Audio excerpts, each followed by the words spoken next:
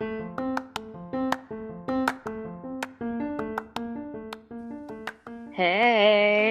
Hey, what's welcome up, guys? back. Yes, we are back, guys. The dream team is back. Welcome to another episode of BGT. This is episode 3, and we have my co-host back, Angela. Woohoo! Woo! Yeah, I missed you guys last week. I was working really, really hard, working every day, and I was doing classes, and my schedule just, sucks. Busy, But I'm back. She's back. Yep, she's For back. my favorite topic. She's back and she's better than ever. And we are so freaking ready for this week's episode. It is called Transitioning from Canes to Guide Dogs. So we're just going to be, given the reason why we decided to go from cane users to guide dogs, and this is one of me and Angela's favorite topics, so we're probably just gonna ramble all freaking night. Yeah. But I'm gonna let Angela start off first, and I'm gonna let her give you guys a little background and why she's a handler, and let's jump right into that. Go ahead, Angela. Well, one of the reasons why I'm a handler is because funny story, as I was trying to get on this call, Hera kept pulling my phone and shoving a toy in my face, and I was having issues getting on because she kept pulling the screen and touching things she shouldn't be touching. The life of a handler. Yes. So now she's laying in front of me with a toy in her mouth. Okay, so just background info. So I wasn't born blind. I was diagnosed with retinoblastoma when I was 14 months, 7 months, who knows. Little tiny baby. And I lost my sight completely when I was turning 6. I was 2 months away from my birthday. And so when I was in a mobility lesson. For those of you who don't know, mobility instructor is someone who teaches you how to use a cane, how to navigate the streets, the public independently. So I was with my mobility instructor, and she showed me an episode of Clifford Puppy Days, where he meets a seeing eye dog, and he gets, they show how he gets to play with his dog and whatnot. And then the dog is working and the dog is completely ignoring him. And he's all sad and depressed, oh, why won't he play with me? Why won't she play with me? What's going on? So I thought that was cute, and I thought that was the coolest thing ever. So then she showed me, she had a stuffed dog, a Juno dog. It was a stuffed dog with a harness, and she explained the whole concept of a guide dog, how it's a dog that guides you around, similar to human guide, and they help avoid obstacles. And I thought that was the coolest thing ever.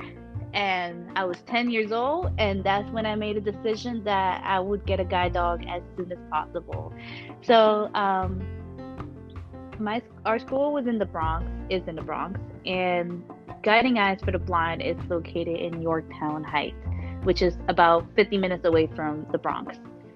So I used to go on field trips with the mobility instructor to Guiding Eyes, and they used to do presentations. They try to take new students every other year, but they took me on every trip because they knew how much I loved, how passionate I was. So I knew their age limit was 16. You had to be 16 and older to get a guide dog. That was the rules at the time. So I was like, all right, in 6 years, I'm gonna get a guide dog. So every year on my birthday, I was literally counting down, yes, 5 more years, yes, 4 more years. Needless to say, I actually did not get one until I graduated from high school at 18. So I was 2 years later than expected. But before that, I was using my cane, and I was independent, traveling the city.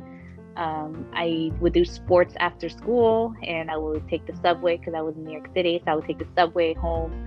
I would take the subway to school sometimes when I didn't feel like getting up at 6:30 in the morning to wait for the school bus. So I used to do things like that, and I would get tired sometimes. My hand would get tired of using my cane because it gets stuck in like all these different cracks on the floor, and sometimes it hits you in the belly button. That good old belly shove. Yes. One time I was walking along my neighborhood going home. I was tired. I was coming home from goalball practice or something. I was super tired, and my cane got stuck on this like chain link fence thing, and I didn't know what to do. Like I was pulling and pulling, and it wouldn't become unstuck, and I felt stranded. And I mean, literally, I was 1 block away from home. It was such a dramatic moment for me. I'm like, oh my gosh, my cane is stranded. My cane is stuck. I can't do anything.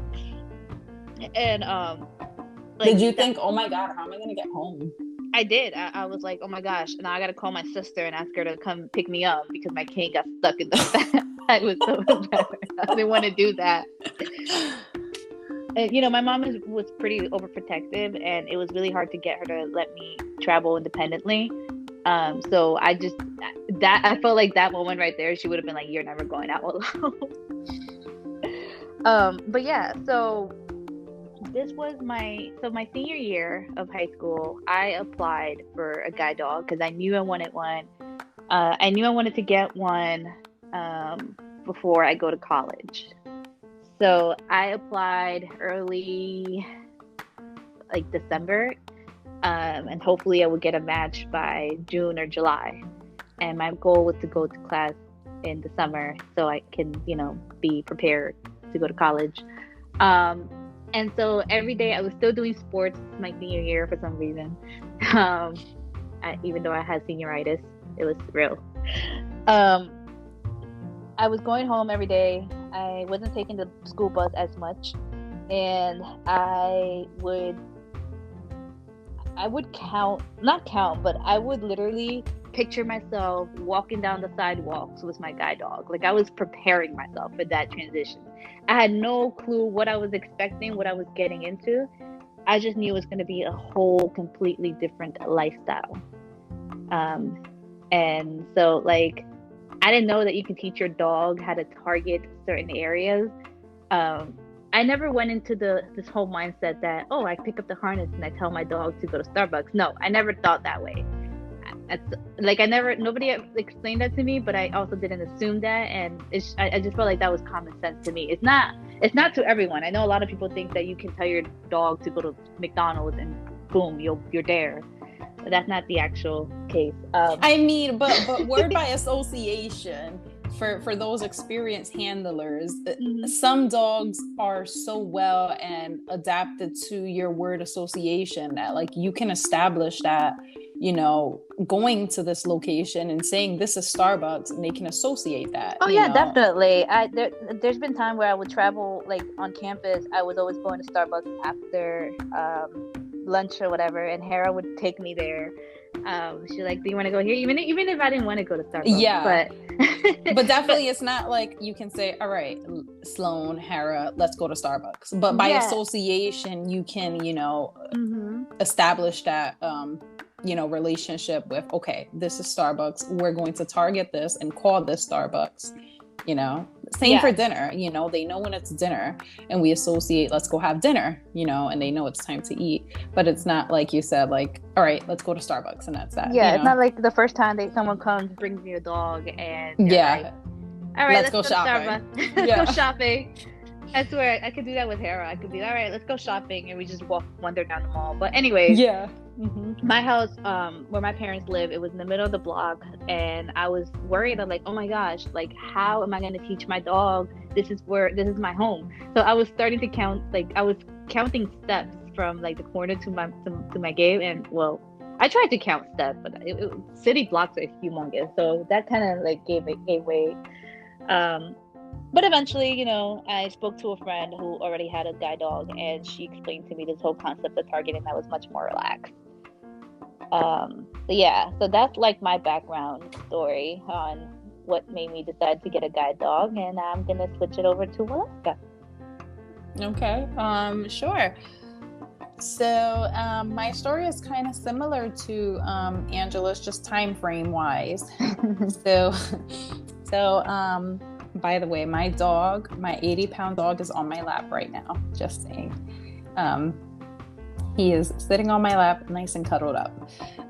So backstory is I was not born visually impaired. I was diagnosed in about 2010-ish or so. I was probably 13, 12, give or take, don't know. And I was diagnosed with a rare condition called rod cone dystrophy. And with that diagnosis, by the way, so before that, I started noticing a lot of vision change, but I was so young that I couldn't put two and two together. So I started saying, like, I was reading books. I was at public school and I was reading books, and I started to notice the words would jump around and move and go all crazy. And I'm a daughter to a Puerto Rican woman. And I told her that, and she's like, damn it, just focus and open your eyes. And I was like, yeah. all right, well, I'm a little girl, so I'm just gonna do what my mom says, and I'm gonna open my eyes and focus. But it wasn't getting better, and my mom didn't believe me until my grades started coming back, and my grades were just really poor. And it wasn't because of like failed effort on my end, it was because I couldn't see a lot of the things. So we went to like a routine eye checkup, and you know, the doctor had said, hey, I see something in your eye, but you need to go to a specialist. And being that my mom, like I said, is a Puerto Rican ignorant woman, she didn't believe in anything being wrong with eyes. She's just like, put some glasses on her, that's that. And so we put glasses on me, and that didn't work. And then I had an accident where I fell down the stairs, and I don't remember why I fell down the stairs. I'm assuming it was because of my loss of depth perception. So depth perception is when you cannot distinguish the fine ground. So you won't be able to find where's the last step and where's the elevations. And so that happened. And then my mom was like, all right, you know what, maybe you need to go see a specialist. So after probably like a year of going back and forth to the New York Eye and Ear and getting all these invasive tests done. By the way, they were extremely painful. It was extremely horrific to be like 11 and 12 and go through these horrible, you know, eye exams. You know, after a year of doing that, they finally said, hey, you have a rare condition called rod cone dystrophy, and you're going to be blind by 21. That's exactly what the doctor told me.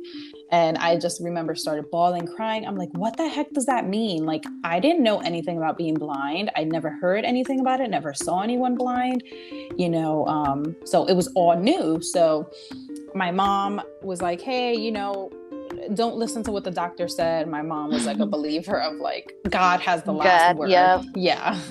So she's like, don't listen to that. Just put some glasses on and you'll be okay. Although a specialist had already diagnosed me, and he said, like, you have good vision now, but you're going to be blind by 21 and your vision is going to slowly decrease. This was in 2010. In 2010, I had transferred over from public school to private school, which was the New York Institute in the Bronx.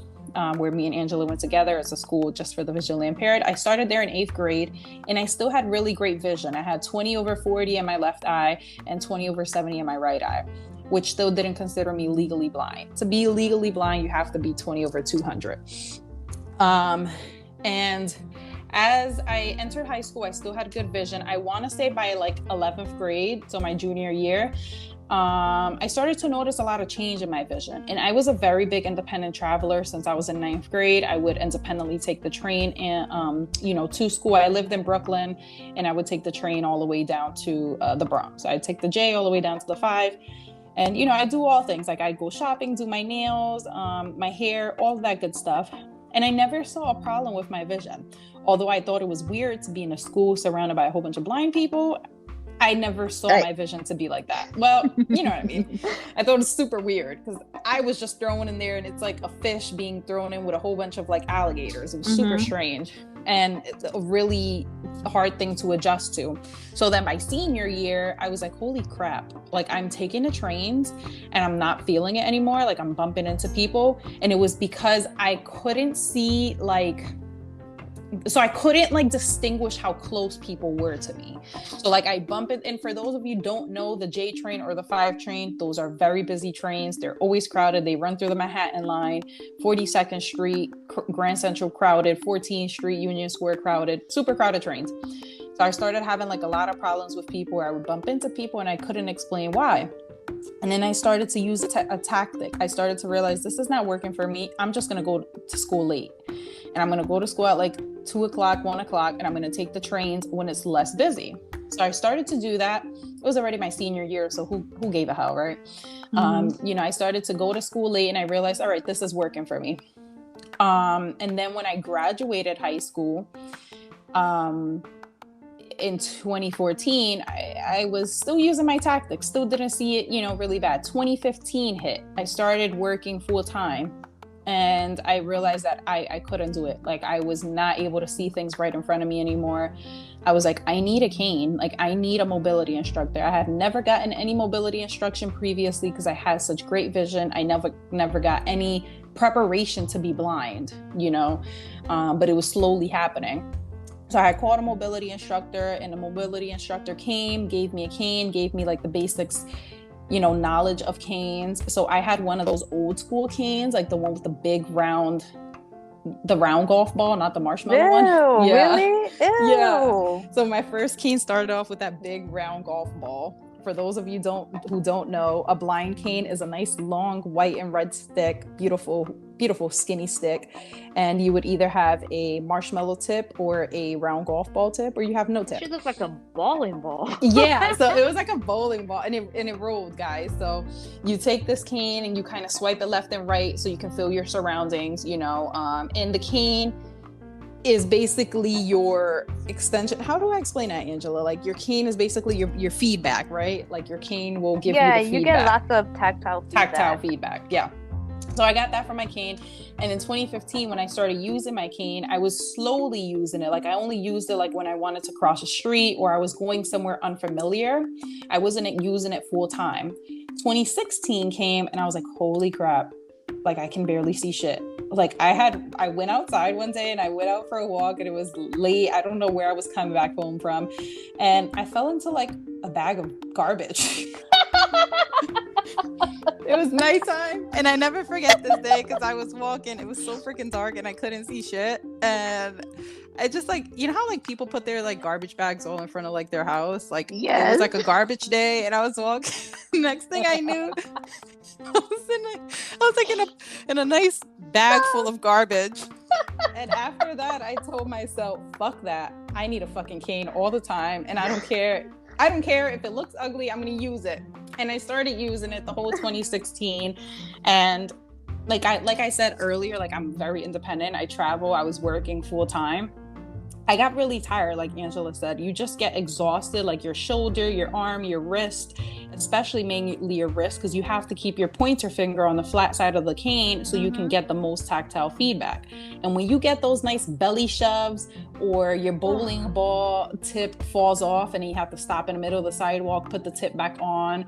Or if you're traveling in Times Square and you have idiots breaking your cane and just walk away without saying anything. Like, not even an apology.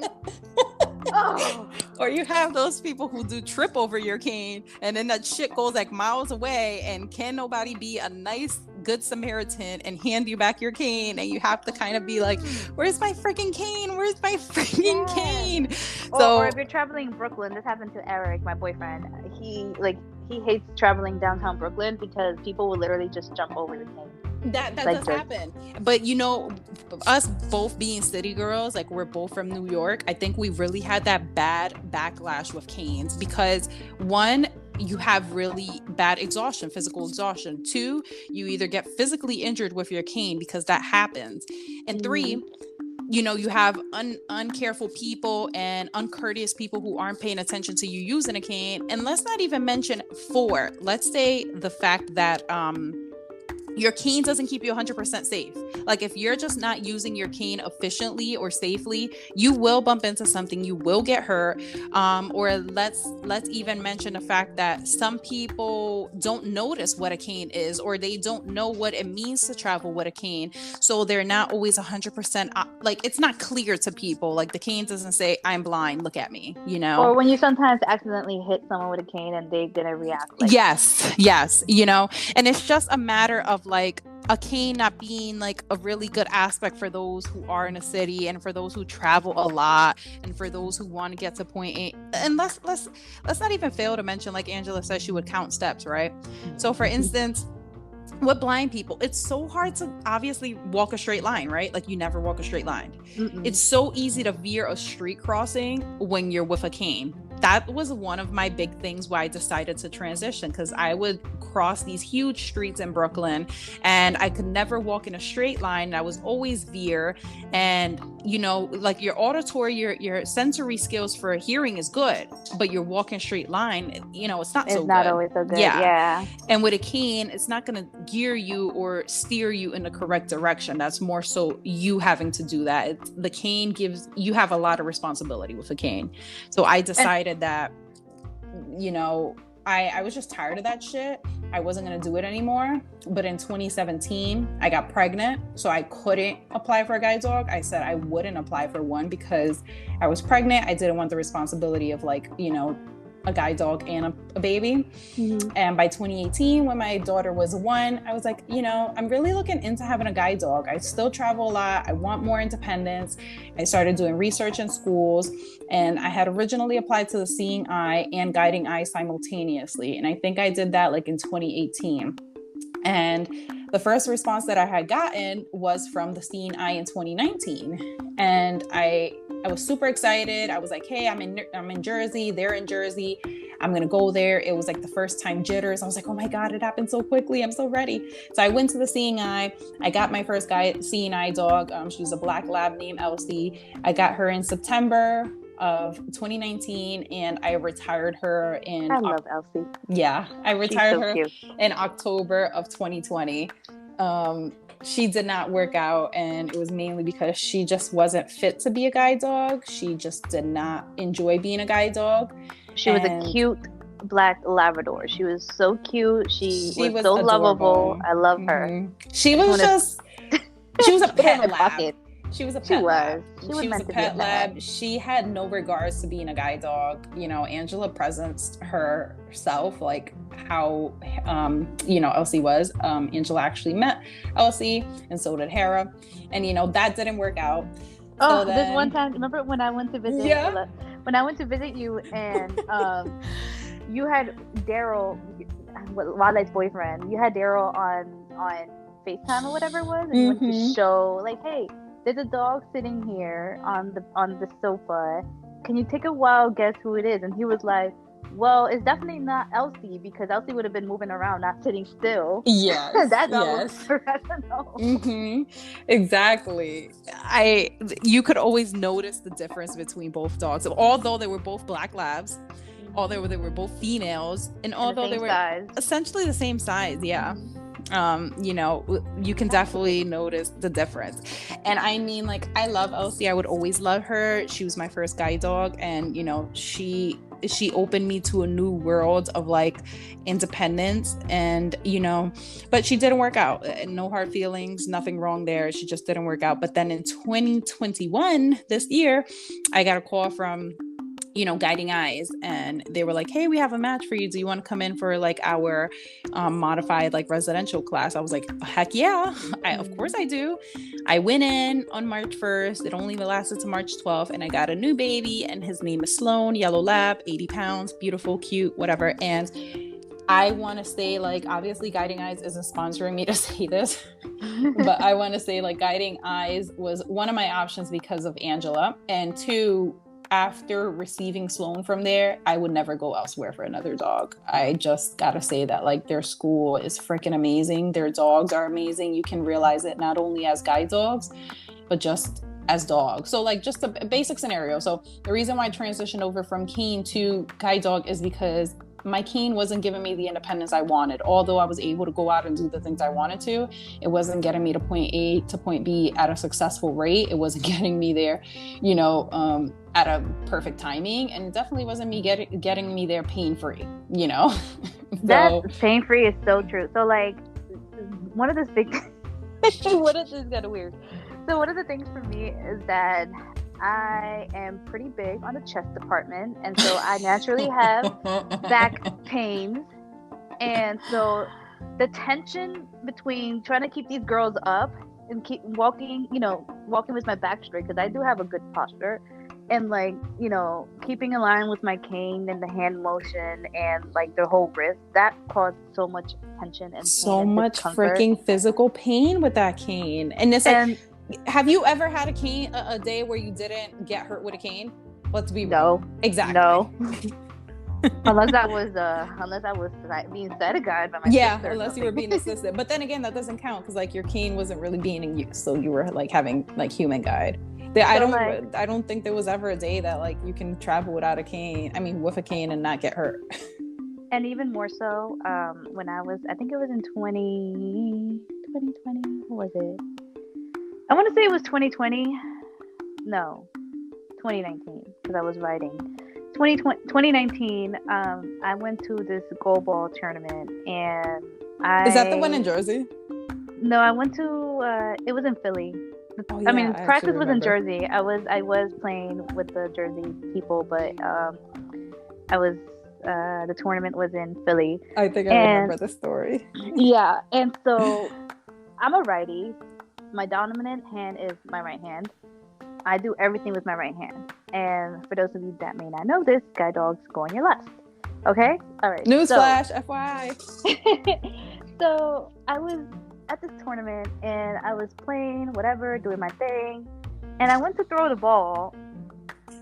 And I don't know what happened, but basically this, like, shot of pain just went through my right hand. And I was in so much agony. It's like I twisted my wrist, but that was impossible because I didn't. I don't know what happened. But yeah, basically the entire day I was in so much pain. By 3:00, the tournament was still going strong, but I was like, you know what, guys? I'm sorry. I got to go. I'm going home. I need to get this checked out, because I couldn't do anything with my right hand. I was in so much pain. I couldn't move. I couldn't hold anything. I couldn't do anything. It was this bizarre thing. So I hop on the train. Her and I go on the train, and we make our way to the city. And I call my mom. She meets me. We make plans to meet up at the Presbyterian. That's the ER in Manhattan that I always go to. And it was. I was getting some assistance throughout the station, because the station was pretty big, and I'd never been there, and I didn't want to get lost, and I didn't want to miss my train. And I was in so much pain that it was hard for me to work Tara, even though she wasn't on my right side. She was on my left hand. My left hand was perfectly fine, but I was in such agony that it was hard for me to work her. But I was also in too much agony to hold on to the person that was assisting me. I had to power through the pain, obviously, because I got to the city somehow. Went to the ER. They did an X-ray, and basically, I forgot what the official diagnosis was, but basically I had some abnormality with my wrist, and basically, like, if I injure my hand, it will cause more pain than it should. And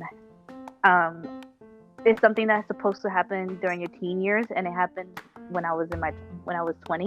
2019, I was 20. Yeah. And so ever since, I knew that a guide dog would have to be in my life for a long time, because if I were to use a cane, it would be with my right hand. That's my dominant hand. And you're definitely going to be prone to an injury on that cane. Correct. And and I did try to use my cane with that hand a few times after that, and it does hurt.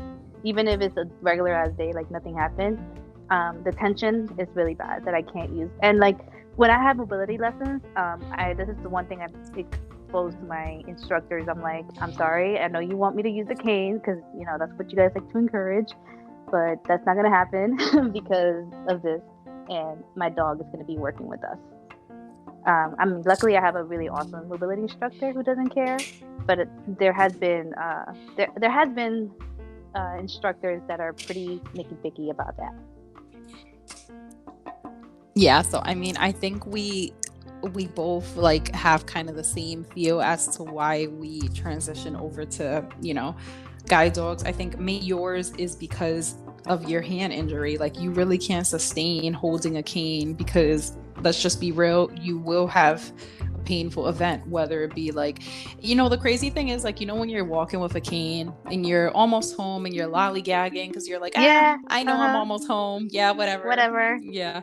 And then you get this freaking one benign crack on the damn ground and you forgot to know that it was there. And then your cane didn't save you in time. And you kind of just fall face forward, on the ground. And that's not a pretty sight, So It's not. I always tell I tripped on my own cane. I mean, yeah, I do that too. I do that freaking too. And it's like, why the hell do I have a cane? It's supposed to like give me tactile feedback. Why am I still freaking falling? And it's because like when you're my height, so I'm 5'10". So when you're my height and your cane, stands like, let's say at your belly button measure and you're sliding that stick left and right, left and right, left and right, left and right, there might be a gap that your cane is going to find, or maybe my long ass legs are going to find before that because I have really long legs, So, canes just, they're not bad. They get the job done, right? Because they get you somewhere where you need to go, but it's more of a personal preference. There are people who prefer a cane because they don't want the responsibility of dogs. And in my case, I prefer a dog because I want to get to places. I want to get there on time and I want to get there quickly. I like to move quickly. I don't have that freedom to move quickly with my cane without getting injured. Yeah. And I like to move in a straight line. And to be real with you, let's just put it this way. Guide dogs avoid obstacles versus your cane finds obstacles. Yeah. And I don't know about you. I really don't be wanting to find obstacles. I just want to go around them and go about my business and not bump into a trash can that's beautifully put in the middle of the sidewalk. I don't want to bump into that shit. I remember using my cane for the first time after I got Hera, and then I went to use my cane just for like, it was I wasn't going far. I just had my cane out for whatever reason, and I took it out, and I hit like some metal pole, and it made the loudest noise, BAM! And I was like, what was that? And you make so much racket. You make so much freaking racket, and you could be like living in the most quietest gated neighborhood, and you hear your cane smacking around. What about, let's say, everybody can hear me coming when you're in a hotel, right? And you're walking with a cane and you're smacking on everybody's door. They're like, what the heck is going on? And let's just say New York isn't the best place to live with a cane because New York has beautiful pillars put in the middle of the fucking sidewalk. Like, take yourself to 42nd Street, take yourself to Times Square, go take a walk over there with a cane, and let's see you bump into a whole bunch of pillars because for some weird reason New York thinks it's good to put scaffolding. Like scaffolding or nice beautiful pillars or garbage cans in the middle of the sidewalk. Like, I don't have time to bump into a garbage can. Like, thanks for letting me know it's there, but I don't want to know it's there. Like, this is why, like, when I'm traveling with Sloan, I get amazed because, like, if I'm traveling with Sloan and somebody cited, they'll be like, oh, did you know that garbage can was there? I'm like, actually, no, I did not. No, I did not. But thanks for letting me know because, there's things that are beneficial for me with Sloan. Like, I don't care about the obstacles that are around. As long as he gets me around them and takes me where I need to go without bumping into things, I don't care about what's around, versus where you're with a cane, you're going to find every freaking little thing. You're going to know all the cracks and steps in the bumpy and dumpy and slumpy ground. You're going to find all the garbage cans. You're going to find all the traffic cones. You're going to find all the scaffolding. You're going to find everything with your cane. Like, I just want to walk with my dog. And, I think the good thing is that, like, well, like, one thing I want to say, like, when you have a guide dog, you do experience some pain. It's not like you'll just be painless. Like, if you have a dog that loves to pull, you'll experience shin pain, And I say hit that gym. Yeah, you better hit that gym. And this is why, like, you'll get what's that thing called? Scabs on your palm. On your like your thumb, like behind your thumb. I get those from harness scabs. On your palm. Yeah. Harness scabs. Let's talk about Angela, let's discuss like the people, now that we discuss like why we transition from canes to guide dogs and how we love guide dogs. Let's talk about like the people that are possibly out there wanting to get guide dogs. Let's talk about the cons of things, That's very important. I feel like everyone nowadays kind of want to push this idea that you should get a guide. If you're blind, you should get a guide dog. Mm-hmm. And that should not be the case. Just because you have loss of sight, that doesn't mean you should automatically lean towards a guide dog. Yeah, a guide dog does not fit everyone's lifestyle. it doesn't fit everyone's personality. That's something that, you know, we need to kind of squash that misconception. Yeah.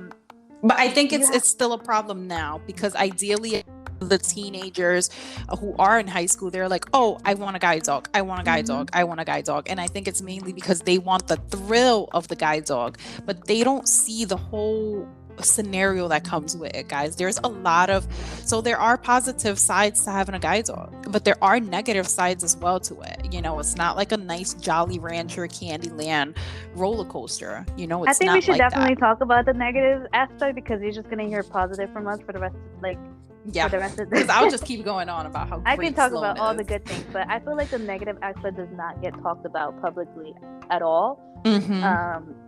It's not just access issues. It's dealing with the public. It's if you don't have a good support system at home. It's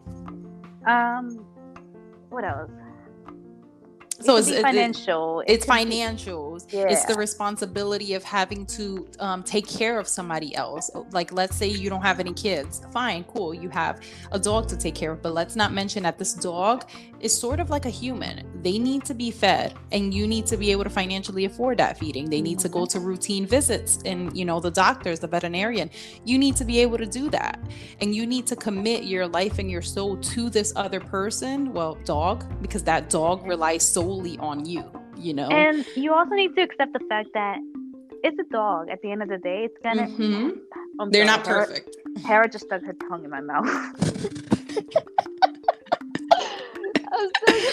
Those great doggy kisses. But guys, by the way, guys, the theory of dogs' tongues are cleaner than humans, don't believe that, because my dog likes to eat feces, and I don't think any humans eat feces. So some humans do. But anyway, I mean, hey, if that's what you do, we have respect for you. We respect you. We're not judging. I'm not judging. We're not judging. She's not hiring. Damn, what was I going to say? You were talking about this happens to us all the time. Actually, I don't remember what you were talking about. Negative aspect and something. I don't know. You're just talking about like that the dog like needs support from the human. It's a dog at the end of the day, and if as a handler, you have to go in with like this mentality that your dog is going to make mistakes, and you can't just give up. You can't just put down the harness and give up when that dog makes a mistake. You have to be willing to work with your new partner and work through any issues. Yeah, you know? Take him or her for what he is, whether he has, like, they're just like us. Every dog has flaws, just like every person. But that doesn't mean we don't like that person because they have flaws. That just means we either work with them, like Angela says. And I mean, the perfect example there is that my first dog wasn't the best experience ever. Like, you know, my first seeing eye, she was perfect in all aspects as far as being a pet. Was she equipped to be a guide dog? No, not at all. And let me give you some examples to that. She had outbursts in public, which just means she was barking, you know, outside in public, which is unacceptable for a service animal to do, whether it be a guide dog, whether it be an ESA, or whether it be a medical, service animal. That is not the behavior of a guide dog. She also used to blow curbs. And for those who don't know, that means when your dog does not stop to indicate an up curb or a down curb, which is also not acceptable for a guide dog, because that is the tools that we need that our cane would essentially do, but our dogs are trained to do that. So when you don't do that, it's very dangerous, you know? And not only that, she just had really horrible house behavior. So I know you guys are probably thinking, but if she's at home, can she just be a pet? Yes, she can just be a pet at home. But there's standards. Yeah. There's standards that come into that. And that's why Angela said, if you don't have a good support system at home, guide dog is probably not the best for you. So if you live with parents that are not 100% supportive of having a guide dog, I don't recommend that you do that in their home. You know why? Because if you don't have the support from the initial start, you're not going to have the support throughout the bond and the relationship group of you and your guide dog, because it's very important to have that. You know, there's one rule that is standard for all families. Don't give your guide dog table food at all. Don't do that. And we have parents like my parent, which I don't live with my mom, but she's prone to give dogs food no matter the instructions you give her.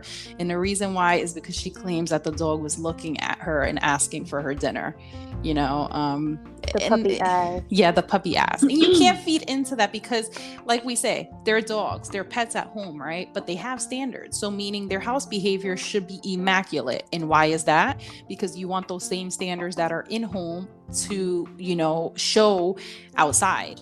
You know, you don't want to go into a friend's house and have your guide dog jump on their furniture, right? That's not what you should do, you know, or you don't want to go to somebody's. She can do that at your dog can do that at your home. Like, for example, Hera, she's okay. Like, I let her get on the bed. I let her get on couches and stuff like that.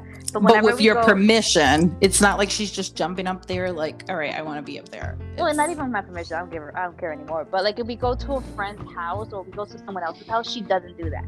Like, she knows the difference between our home and someone else's home. So that's exactly what I mean. Like the behavior that you instill in your home is what will represent you outside as well. Like, I personally am not a big fan of having my dog on any furniture. Like, Sloan doesn't come on any furniture. Like, if he was to go on my lap, it's because I put him on my lap. Like, yeah, he likes to give hugs and he'll attempt to put his back legs up, but he actually can't get on my lap. Physically, he wants to, but he can't. He's 80 pounds. He cannot do so. So I bring him up on my lap, but that's not something that I want to condone for him. You know, like, his house behaviors are so freaking splendid. Actually, let me just not even get on that topic because I'll never finish. You know, we were just talking about like the negative aspects of it. But and yeah, we're not trying to discourage people. You know? No, not at all. I just want like exposure. Realistic. Exactly realistic. When I got Hera. Actually, this week is our match anniversary. Yes, woo! I can't wait to get there. I met her, like, I walked with her on July 4th, and then I found out she was matched with me on July 5th. Like, I knew her real name and everything.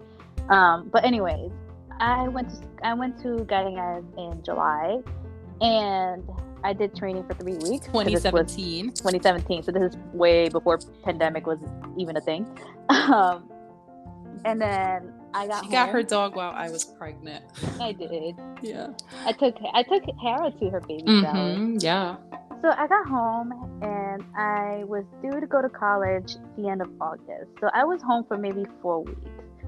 And if I'm being 100% honest, those were the worst 4 weeks of my life. My parents did not know how to behave. My family did not know how to behave around service animals. We have pets our entire life. We had dogs our entire life.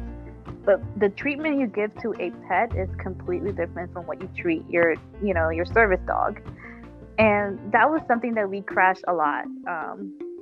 I was always getting into arguments with my mom, like, you can't do this, you can't do that. And essentially, I came off as, like, bossy and bitchy and annoying. And because you were living in their house as well. Exactly. I always say that if I had the chance to do it all over again, I probably would have waited to go to class in August. You always say that. Yes, you always say that. It was so hard. My parents were not used to seeing a skinny, well-fed dog, so they thought I was starving her. Not just my parents, my entire family. She's starving. Like, whenever my grandparents came over. And not to mention too that, like, Angela was so, and the reason why I speak on this is because I know on it, but Angela was always she advocated very well to her family in stating what the needs were to be met with her guide dog. But people don't realize that those, especially when you just come home, it's very important to keep that same stamina. Very, very freaking important, because that's another change for these guide dogs. Let's just say that these guide dogs go through a lot of changes. You know, they start with their puppy raisers. They go from puppy raisers to either fosters, and then they go from fosters to trainers, and then they go from trainers to the students. And we don't know how many students they go through, you know, because they usually walk with maybe 2 or 3 students to see which one is the best match. And then they go to that student's new home, you know, so it's a lot of changes for dogs. So when you go home, that same stamina and the same attributes and the same behaviors that you were equipped with at the school for whatever amount of time you were there for needs to be followed up with at home.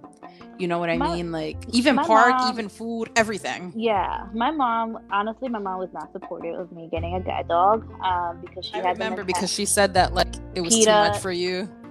well, Dad, she saw that I couldn't take care of my dog because I couldn't take care of myself or whatever. But it was mainly because she felt like service dogs was abusive. Like you're taking away them to be an animal. Yeah, like that's not what they want to do. Like we're forcing them to do that. We're forcing them, and so she wasn't very supportive in that aspect. And so when I came, I still went ahead and did it because I did what I want. Because you were 18. I was 18, exactly. And you were off to college anyway, so honestly, it really didn't matter. You just had to suck up those 4 weeks. Yep. So when I got home, I had a crate for her. She loves her crate. A lot of people think, oh, you're putting them in cages. That's abusive. Like, no, it's not. That's their comfort. That's their safe place. They need a safe spot. Yeah. So, oh, take her out of her crate. You're being abusive. Oh, why are you correcting her? Why are you doing this? Why are you doing that? And I was like, this is what I was trained to do. This is the tools I was given, and I'm using them, to have a successful partnership, which, we do 4 years later. But if I would have listened to my family, if I would have been influenced by, them I think trying if to you interfere, still would have been living there, I think your bonding, your relationship wouldn't have been as well as it is now. Yeah, it was very stressful. I was honestly super stressed living at home. And let's say that these dogs, not only as being service dogs, as we mentioned before, they are dogs, and especially the service dogs can feed off of the emotion of the handler. Yeah. And it's not a good environment to bring a brand new dog home to a stressful environment. And going back to what you said earlier, right, about like how people, whether it be family or not, their perspective on service animals is really crazy. I just wanted to touch base with that. Like that's another negative thing that we experience as handlers. Like when we're outside, in a public area, and somebody might be, oh, poor dog. Like, it's really irritating comment to hear somebody say, oh, poor dog, why does he have to work? Like, he doesn't want to do that. Like, I don't know about any other handlers, but my dog loves his freaking job. Like, Sloan is literally like wagging his tail every time we're about to hit a curb. He's like, woohoo, woohoo, I'm going to find it. I'm going to find it. Yeah, I'm going to get it. I'm going to get it. And his tail is just wagging. Or sometimes we're just out on a stroll and his tail is just wagging. And like, that just shows that he really loves his job. He never shows me like, I don't want to work. Think about it this way. If a dog doesn't want to work, it's not going to work. You're not going to get anywhere. Yeah, you're not going to get. And trust me, I had that before with Elsie. Remember when Elsie refused to come out the crate? Whenever the harness would out of come the crate. Out, I would have to bribe her, or whenever the harness would come out and I had the crate closed, she'd run away from me. Like she'd hide behind a couch.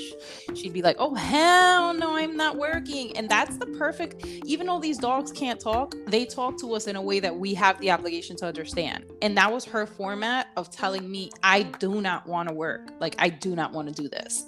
And Sloan, he's a total opposite. As soon as I'm by the door and I'm getting dressed, he's standing by me. He's like, oh, where are we going? Oh, where are we going? He's by the door having, at one time he actually took the leash off of the door. And he's a retriever, so evidently it was in his mouth, walking around the house with the leash in his mouth. He's like, where are we going? I want to go out. Where are we going? I want to go out. So these dogs will tell you what they are trying to communicate. Or even when they're not working, they still want to be with you. So like, yes. I have laundry. I'm on the 6th floor. My laundry is on the 1st floor. I have a garbage chute down the hall. Like, I do little errands like that. Like, gotta take out my garbage, gotta do laundry. And I don't need Hera because it's in the building. But she still wants to come with me. And I'm like, all right. So I just grab the leash and we just go on our way. We just walk. Yeah, that doesn't mean they have to work. They just want to be with us. But like, going to that also just shows that they love their humans. Like, they love their people, whether it be working or just healing them. They love to be with us. And we're talking about the positives again, and I think we discussed like a lot of the negatives of it, but it's just for a lot of the public and prospect students to really think about it. It's not something you just wake up in the morning and say, I want a perfume. It's something that you really put your mind into. You put your ducks in a row and you actually ask yourself, are you emotionally ready? Are you physically ready? Having a guide dog is physically exhausting, not with a cane exhaustion, but it's physically exhausting because when you're a new handler, you'll get shin pain if you have a poorly dog. Guide dogs require German Shepherds require a certain amount of mileage of exercise daily. Labradors are a little bit much more lenient, but you still have to give this dog routine. And Angela, I don't think we touched base. Before you think about getting a guide dog, think about what routines you do on a daily basis. Think about what can you offer this dog for exercise. Where do you go frequently? Do you know how to get there, independently with your cane and safely? You don't have to know exactly which door is it, but do you know how to get there safely? Can you cross the intersection safely? Because these dogs aren't magic. They don't know how to read red, yellow, and green lights. They know how to read your instruction. So it is your job to have very good hearing skills, very good navigation skills, and find out where you're going, when is it time, and when is it proper to cross the street, and also knowing your intersections. Is it a stoplight, intersection? Is it a red light intersection, or is it a stop sign intersection? And also having like good orientation, alignment. So like here in Buffalo, it's weird. Buffalo is weird. So when they built the streets and sidewalks, they try to cut corners. So like each corner has one ramp, and that ramp faces the middle. It faces the middle of the intersection. So if you were to face the that's actually New Jersey too, though. Yeah. So if you were to face the direction the ramp is going, you're essentially going to cross diagonally, which is not what you want. Yeah, you're going to go into traffic. So. Hera loves taking me to ramps. Like, she's really useful in that aspect. Like, she always wants to take me to ramps. So I have to keep my alignment, make sure that I'm facing the right way in spite of which direction the ramp is going, is facing. It's your posture, like you said, orientation. This is why, like, before you choose, to get a guide dog, one, do your research. What school do you want to go to? Just don't apply to every single school to see who gets you first. You know why? Or don't apply to a school because it's the only school you heard about. Yeah. Like, do your research, get maybe testimonials from like the schools if you can. And, second, find out your schedule. What routines do you have? You need consistency with dogs. You need a consistent schedule, whether you're in school, whether you're working, whether, maybe you're retired, whatever the case may be, you need consistency. 3, are you financially ready to take on that responsibility of a dog? Because a lot of people apply to dog schools and they're like, oh, I can handle it because that school provides veterinary assistance. That's not the only expense that you incur with guide dogs, guys. My vet bill yesterday was $500. Yeah, but it's not the only expense. We still have to buy food for dogs, depending on what food your dog is on. That could range between $50 and $100 a month. You gotta buy them toys. To keep them busy. I mean, I spoil Sloan. He has a very huge basket. Honestly, I feel like, it's not a requirement that you gotta buy them toys, but if you're a handler, you're gonna want to spoil your dog. You're gonna want to do something nice for them, because think of it this way. The way I think of it is, if he is so vigilant in making sure my life is secure and safe, I'm gonna do everything that's in my power to make sure he's a freaking happy dog. Whether that be buying him every single bone. Like, when we go out to PetSmart or wherever the hell we go, even Target, I always have to buy him something. And it's just like going in there and buying stuff for Ava. Like, if I go to Target and I'm by myself, I can't get out of Target without something for Sloan or Ava. It'll be wrong of me to do that, but that's just me. I have a shopping addiction, something I have to go to counseling for.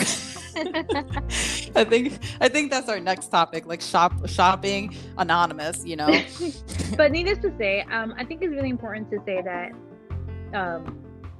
a dog doesn't give you. So people always say, oh, it's kind of enabling because, like, oh, a dog makes you independent. It's true and it's not true. It depends how you look at it. Dogs do give you a sense of independence, but a cane does the same. And if you want to be a cane user, go for it. If you want to be a guide dog user, go for it. Check your resources. Check your resources. Check your resources first. Like, either way, you're still independent. Whether you use a cane, whether you use a guide dog, you're still independent. So don't think of yourself less for either or decision you make. But what you should consider, cane users and but what you should consider is that, like, when you're basically the best analogy is, with a guide dog is much more less work on your end, than what it is with a cane. But essentially with guide dog, it's contradicting because you still have to work. Like, you're just giving the instruction to the dog, and they're kind of avoiding obstacles for you, but you need to know where you're going. Like, for instance, I go to Starbucks and I love my Starbucks. And honestly, we go there every freaking day that Sloan already knows the route, like boom, like that. Like as soon as we're hitting that ramp, he's like, I know where we're going. But essentially, that's something you have to build up to. It's not something that, like we said earlier, just comes natural. So honestly, go for whatever you think is best for you. If you think a cane is good for you, go ahead. Maybe you don't want the responsibility of a guide dog. With a cane, you don't have to walk it 5 times. No, all you got to do is fold it up and not look at it till you need it. With a cane, you don't have to groom it daily. With a cane, you're not buying anything for it unless you want to bedazzle it. You know, that's a personal preference. And you know what? Another thing with a cane is never going to break your heart when it's time to when it's time to retire or to say goodbye or, you know, go part ways, you know. But canes do break your heart when they break, you know. It's very devastating. They break your wallet. You gotta go buy it's very expensive, but it's devastating when you're stranded and you're out in the street and your cane breaks and you're like, holy shit, how am I going to get home? Versus with a guide dog, I mean, it's really rare for something. I mean, we're gonna get in another topic. That'll be another topic of dog distractions. I experienced a really devastating incident with Sloan, you know, not too long ago, and it left me thinking, holy crap. When you're just put it this way, when you're with a guide dog, you always need a backup. Okay, so versus same with a cane. When you're with a cane, you might want to have a handy extra cane in your backpack, you know, and when you're with a guide dog, it's always good to have a cane in your backpack, no matter what the situation is. Reason for that is because you never know what may happen outside and you may not be able to work your dog and you may be in an area where you can't get home safely. So it's always good to have that backup. Just putting that out there. And, you know, I think we touched this topic really good. I think we're good. I think we're just going to cut this episode because we just been rambling for hours. And honestly, this is probably going to be the edited version, but, you know, the version where we're less rambly. But, you know, this was a great episode. I think we touched base really well. If you guys have any questions, if any of you guys are handlers or prospects, you know, guide dog handlers or even cane users, you know, hit us up. Like me and Angela both have our Facebook. We have, Angela has a Facebook. I have a Facebook. We also have the group Blind Girl Talk Podcast on Facebook. If you are not on that group, please feel free to search us and add us. We are also officially on YouTube under Blind Girl Talk. If you haven't already, go check us out there. We are simultaneously uploading our Spotify podcast episodes onto Spotify and also YouTube. So, you know, hit us up there. And you can also send us emails at blindgirltalk@gmail.com, or you can send us messages on our Facebook group, Blind Girl Talk Podcast. It was a pleasure having you guys this week.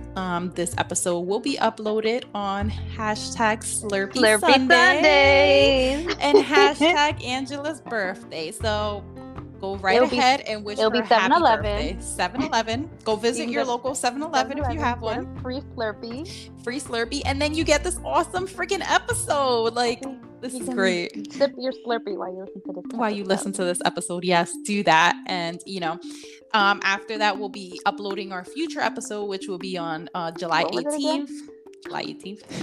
That'll be uploaded on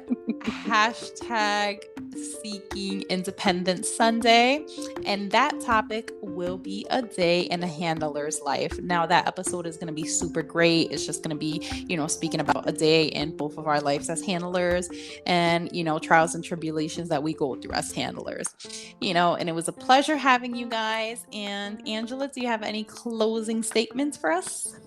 I missed you guys last week, and I'm so glad that I was able to do this week. Woohoo! And like I said, go get your free Slurpee on Sundays.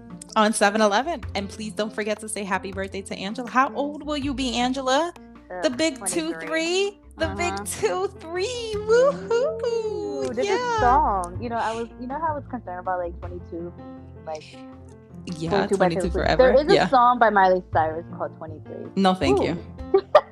No, thank you. Actually, it's terrible. We're going to have to find a really great song for this episode, you know, just as a hands out there. We'll discuss that later. All right, guys. So it was a pleasure having you guys. Have a great week. Enjoy it and enjoy this episode. See you next Slurpee week. Sunday. See you next week for a day in a handler's life. Woohoo! Bye, guys.